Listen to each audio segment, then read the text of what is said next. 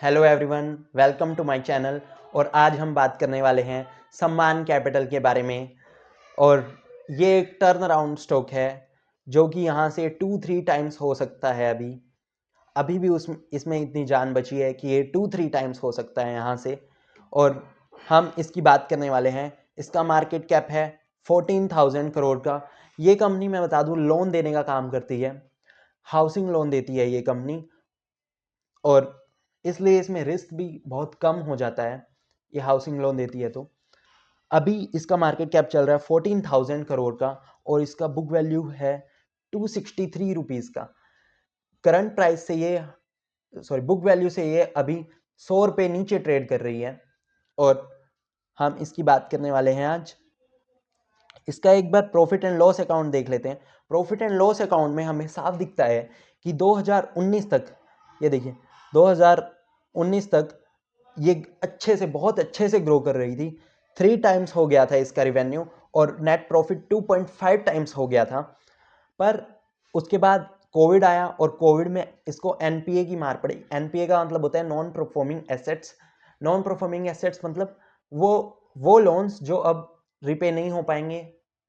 मतलब हमने लोन दे दिया पर पैसा वापस नहीं आ पाएगा अब, ठीक है। ऐसे लोन्स की वजह से इसका जो नेट प्रॉफिट है और रिवेन्यू पे भी असर पड़ा, वो लगातार गिरता गया। और यहाँ पे 2025 में ये इसने एक लॉस बुक किया, ठीक है। जब एक कंपनी लॉस बुक करती है तब हमें समझ लेना चाहिए कि वहाँ से जो उसका वर्स्ट पीरियड था वो खत्म हो गया है और ये बेस्ट पीरियड की ओर अब बढ़ेगी, ठीक। अब इस कंपनी ने अपनी लोन बुक को 2 टाइप्स में डिवाइड किया है, एक लेगेसी लोन बुक और एक न्यू लोन बुक।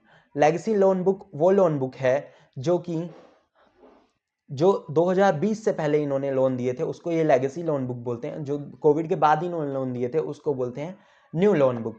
और ये न्यू लोन बुक इनकी लगातार 30-40% के रेट से बढ़ रही है। और लेगेसी बुक को इन्होंने डिसाइड किया है कि हम कम करेंगे, उसको ये लगातार कम कर रहे हैं। और ये बस अपने आखिरी फेज में है जब इनकी लेगेसी लोन बुक खत्म होने वाली है, ठीक है।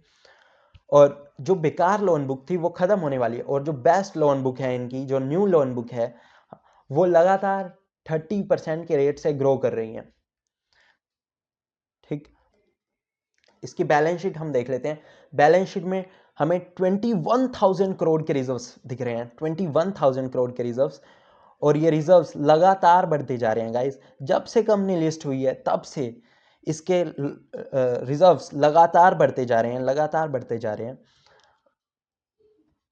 62% होल्डिंग पब्लिक के पास है, पर इसमें डरने वाली कोई बात नहीं है क्योंकि बहुत सारी होल्डिंग बड़े बड़े लोगों के पास है। पब्लिक में हम देख सकते हैं ये 4%, ये 1%, ये 2%। एक अच्छी होल्डिंग स्ट्रॉन्ग हैंड्स के पास है और कुछ होल्डिंग वीक हैंड्स के पास भी है। अभी अभी इसमें एक खबर आई थी कि इसको एक फॉरेन कंपनी एक्वायर करने वाली है। एक्वाइजेशन के बाद इसमें सिर्फ 15% पब्लिक होल्डिंग बचेगी, बाकी सब होल्डिंग प्राइवेट मतलब स्ट्रॉन्ग हैंड्स के पास चली जाएगी। बाकी सब होल्डिंग स्ट्रॉन्ग हैंड्स के पास चली जाएगी और 15% होल्डिंग बस पब्लिक के पास बचेगी।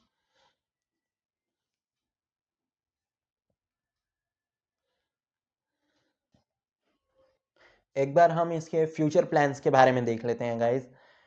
फ्यूचर प्लान्स, ये मैंने इस कंपनी का पावर पॉइंट प्रेजेंटेशन खोला हुआ है। उसमें इन्होंने टारगेट कर रहे हैं 5% का आरओए टारगेट कर रही है कंपनी। 5% आरओए का मतलब क्या है? 5% आरओए का मतलब है जो इसका नेट प्रॉफिट होगा 2027 में, वो 5% होगा इसके नेट एसेट्स का। तो इसके एसेट्स हम देख लेते हैं। इसके एसेट्स कितने हैं? अभी 70,000 करोड़ के नेट एसेट्स हैं और ये टारगेट कर रहे हैं 1 लाख करोड़ के net assets bye 2027। 1 lakh crore के नेट एसेट्स पे अगर 5% नेट प्रॉफिट लाते हैं तो इसका मतलब 5,000 करोड़ का नेट प्रॉफिट हो जाएगा इस कंपनी का। और अभी कंपनी टोटल हमें कितने में मिल रही है? अभी टोटल मिल रही है 14,000 करोड़ में। 14,000 करोड़ में मिल रही है ये कंपनी। और इसका जो फॉरवर्ड जो अर्निंग्स हैं वो है 5,000 करोड़ की। हम एक बार कैलकुलेटर में कैलकुलेट करके देख लेते हैं इसका पी कितना आता है। अगर 14,000 करोड़ डिवाइडेड बाय 5,000 करोड़, इसका पी 2.8 का आता है। जो कंपनी 30% से ग्रो करेगी, 30% से ग्रो कर रही है, उसका पी आ रहा है 2.8 का।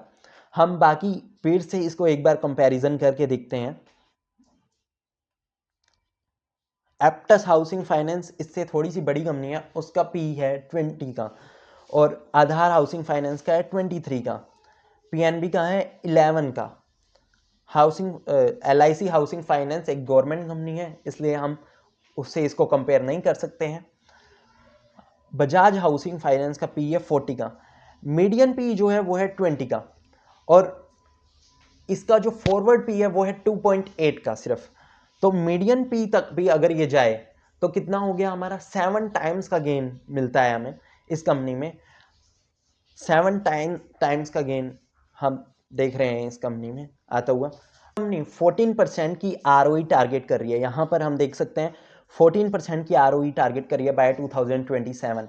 और अभी कितने के रिजर्व्स हैं इनके पास, अभी है 22,000 करोड़ के रिजर्व्स हैं कंपनी के पास, और 2027 में लगभग 25,000 करोड़ के रिजर्व्स होंगे। 25,000 करोड़ का अगर हम 14% निकालें, 14% तो आता है 3,500 करोड़। मतलब एसेट्स के अकॉर्डिंग इसका प्रॉफिट जो हमने कैलकुलेट किया, फॉरवर्ड प्रॉफिट, वो है 5,000 करोड़ का, और इक्विटी के हिसाब से हमने जो कैलकुलेट किया है वो है 3,500 करोड़ रुपीस का। और अगर हम इसका फॉरवर्ड जो प्रॉफिट है वो 4,000 करोड़ भी लें तो अभी ये कंपनी 14,000 करोड़ पर चल रही है। 14,000 करोड़ डिवाइडेड बाय 4,000 करोड़, इसका पी निकालें तो आता है 3.5 का। 3.5 के पी पर कंपनी ट्रेड कर रही है, और जो इसकी पीर्स कंपनी है वो ट्रेड कर रही है, मीडियन पी जो है वो है 20 का।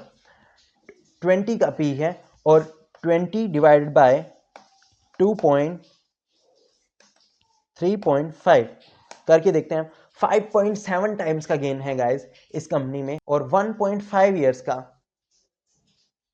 टारगेट हमारा जो है वो है 5.7 टाइम्स ऊपर जा सकती है ये कंपनी। अभी चार्ट पर बात कर लेते हैं एक बार। चार्ट पे हमें क्या दिख रहा है, चार्ट पे हमें दिख रहा है clean cup and handle pattern दिख रहा है। यहाँ पर एक, यहाँ से देखिए, ये है कप और ये है handle. Clean cup and handle pattern दिख रहा है हमें चार्ट पर। एक बार हम इसकी डेप्थ मेजर करते हैं।